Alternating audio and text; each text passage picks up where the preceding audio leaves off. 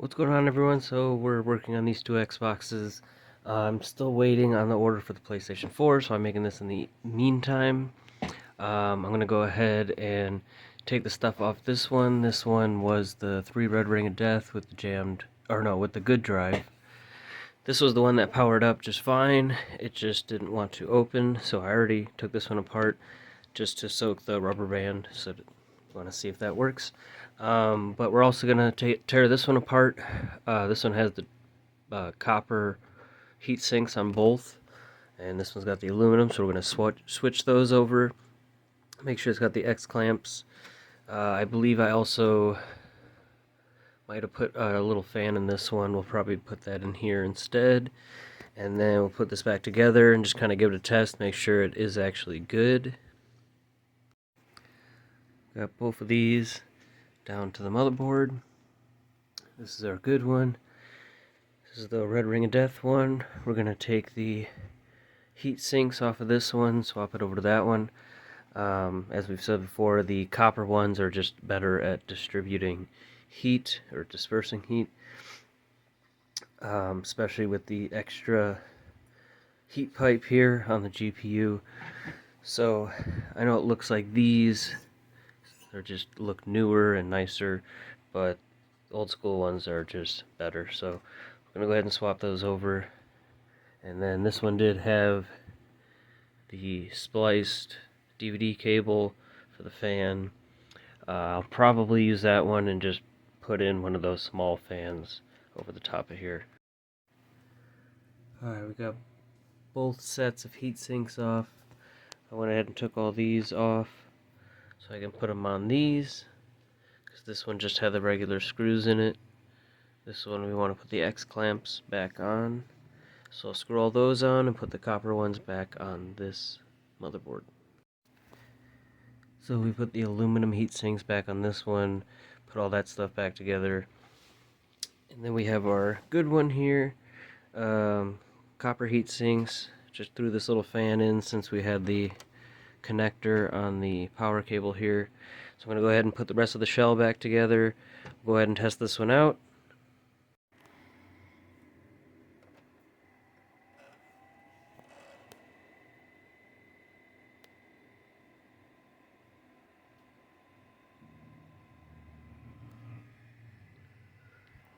Still working.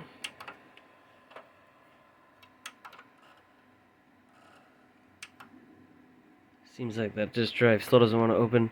So I think what we'll do real quick, since I didn't put the other one all the way together, I'm just going to switch the boards. We're going to desolder. There's like 8 wires. Resolder them together. Just switch the boards on this BenQ and then the one in the other drive, because I know that one will open. And honestly, sounds like the motor in here is weaker than the average Xbox. It just doesn't. It's barely trying to push it open compared to a lot of the other ones I've worked on recently. So I think we'll just do that. Then we're going to go ahead and test this guy out for a little while, make sure it's not just running right now as a fluke. To make sure it heats up. You can hear that other extra fan in here. We got the copper heat sinks. Everything else is pretty clean in this system, so it'll be nice to have this fully working one. And I think with these other two here, I think I want to take the bad board that I'm taking the drive out of for this other one that we're working on. I might use that one as a parts system, and I think I want to try desoldering the video ports on the bad board that has the red ring, and see if we can swap it out with this one, and hope that it's just some kind of issue with the component or HDMI plug-in with this system. This was the Halo 3 one.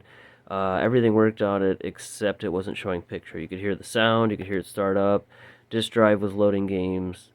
At least you could hear it spin up and load the game. You can hear the sounds and everything, so we'll try that. But for now, let's swap out that disk drive real quick, and then we're going to finally put some of these away. I'm slowly going to be doing some videos where I'm just kind of cleaning up this room and making it a little more comfortable and less messy. So, and at the end of this video, we're going to show what the next video will be about.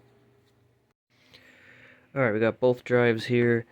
All we got to do, remove these two ribbon cables, and then desolder these. And we have to do both at the same time so that I can then take this one out, put this one back in. Should be pretty easy. We'll just take a picture of the order. It should be somewhat easy to mix up these two white wires in the middle, so I'll probably just take a little Sharpie and put a little dot on the left one so I'll know the 3 wires that come from the side are black, red, white, and then the one with the black dot, white, red, black. So this one does look a lot cleaner on the inside. You can see the white wires on this one are pretty much tan, almost brown. These look a lot nicer here. So we're just going to do a quick swap, put it back together, then we know we've got a good system. And obviously we'll test that out real quick as well. Alright, so here's how we can see how easy it is to pop these off.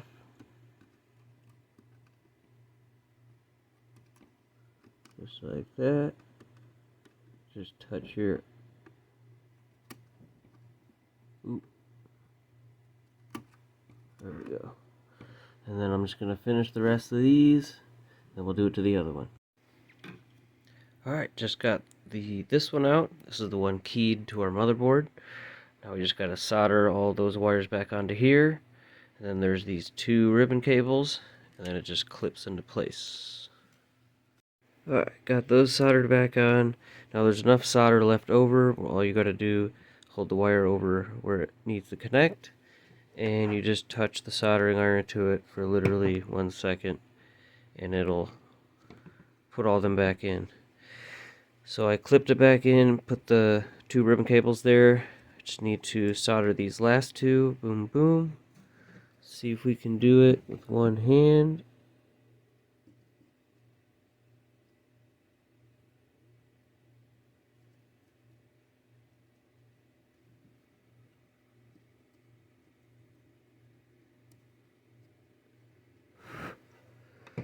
Should be good enough. On there, good. So go ahead and put this back together, swap the bezels. I figured since this is our one good one, I'll put my Halo Edition bezel and eject button on it, and then we'll put this back together. Alright, now yes, I could have tested this before putting it all the way back together, but that's how you ensure that the disk drive is working. There we go.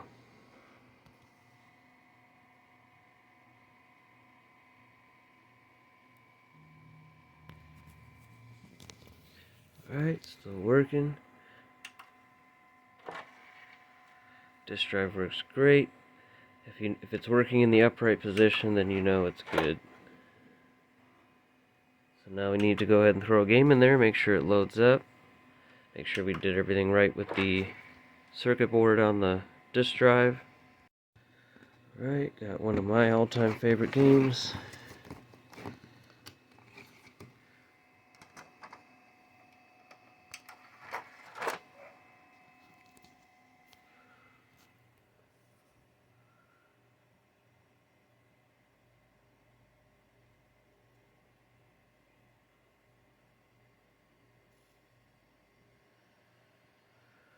Go, you can hear it spinning up. Knowing my luck, I mixed the drives up when I set these systems aside and didn't need to do this anyway. Oh, perfect. Not perfect. Alright, I didn't check the disk, it's probably dirty. Okay, so I took this one right back apart. Something tells me I did get the drives mixed up in the first place, so this was kind of pointless, but hey, the soldering iron's still hot and it only took 5 minutes. I took the drive out of this one. I was able to get that one to open and close and spin up, so I just plugged it right into here. We're going to make sure this game works. If not, I honestly have this BenQ drive, which honestly could also be the one for this too. So, but hey, that's why I was going through these systems, get this stuff all together. So yeah, now let's plug it in and see if it'll load this game. Alright, take 2, or 3, or whatever we're on here. Alright, I thought I selected. Here we go. We're rolling. Perfect, still opening.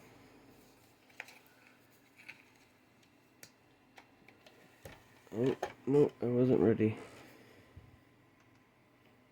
Open back up. Alright. This will be a little embarrassing if this one works.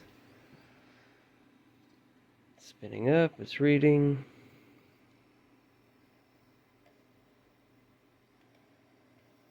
And I also just realized this fan isn't spinning. So I wonder if that connection on that wasn't working.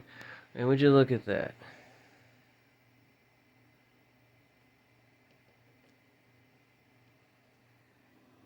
So, guess I had it wrong in the first place. Maybe it was stuck on the logo there.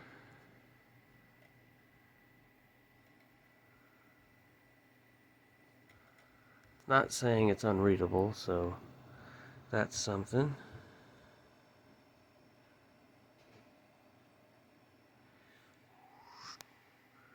Should probably connect a controller to this, probably make this a little easier, but I don't know. Maybe that's all this thing can do. I should probably try it with a DVD. I'm pretty sure if you swap your drive, it'll still play DVD. It just won't play the games because of the lock on there. Does appear that it's just kind of stuck on the 360 logo, so that's strange. Let me try a DVD and try to figure this out real quick.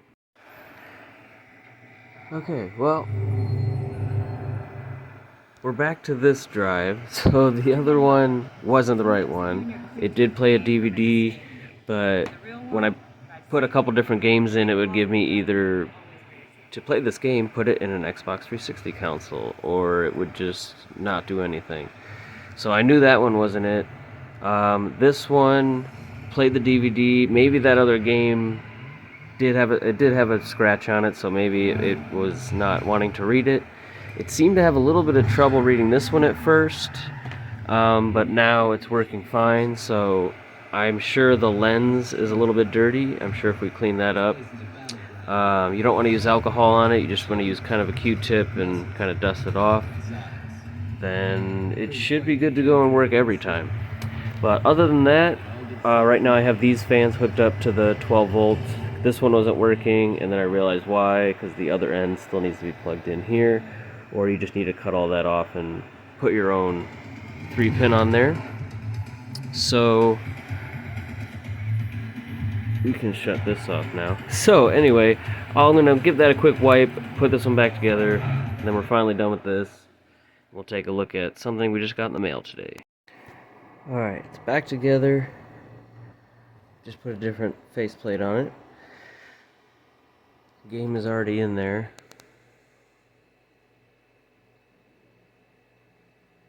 Need for Speed Carbon.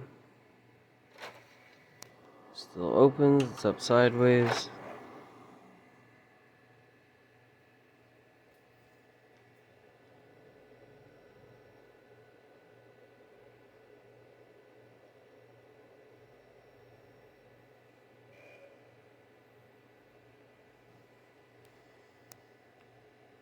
Hear it kind of spinning up and then slowing down. The lens didn't look dirty. I gave it a little wipe with a Q-tip. So, I don't know. Clearly when the game loaded up, everything was working fine. So I don't know, it could be the motor where the lens is. But anyway, we got those together for now. Put the other one over here in this stack. I'm gonna get those put away. Now I want to look at the, oh, here we go. The PlayStation 4. I showed a little fan filter I had gotten, but I didn't like that it was like magnetic or something. It was really flimsy and you could see through it a lot easier. So I got this one, which is just a plastic one, and this is going to be going where the fan is to give it a better intake, and that's where we're going to start in our next video. Then we've got a little bit of cutting to do, and yeah, I'll explain all the little cooling mod I'm doing here and the theory I have with the airflow on the PlayStation 4. So that's it, guys. Thanks for watching. I'll see you in the next video. I'm going to get to the PlayStation 4.